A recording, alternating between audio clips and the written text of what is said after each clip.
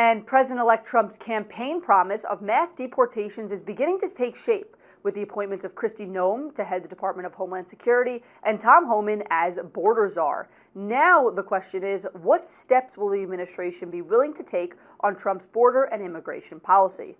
Joining me now is the Hill staff writer, Rafael Bernal. Rafael, thanks so much for joining us. My pleasure.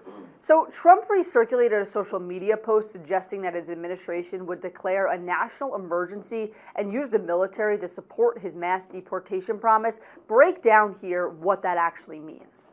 Well, we don't know what it means technically, but we do know it is his top campaign pledge to his base. If a lot of Americans voted for him for the economy, we know that his strongest supporters voted for him for this pledge of mass deportations, for managing immigration the way, the way he manages his, the way he speaks about it. So what we know is the incoming Trump administration is looking to come in with sort of a shock and awe policy, pass as many executive measures as they can, really get troops out into the streets, and by that meaning troops like CBP, ICE, Border Patrol, and really show sort of a willingness to go after anyone who's undocumented, and a very sort of a doggedness to go after any criminal who's also a foreign national.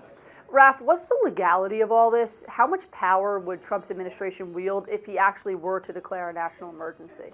Well, it's unclear exactly what it is, but we do know from previous national emergencies, one of the key things is that the Department of Defense can be used, some of their materiel can be used to address whatever emergency is going on.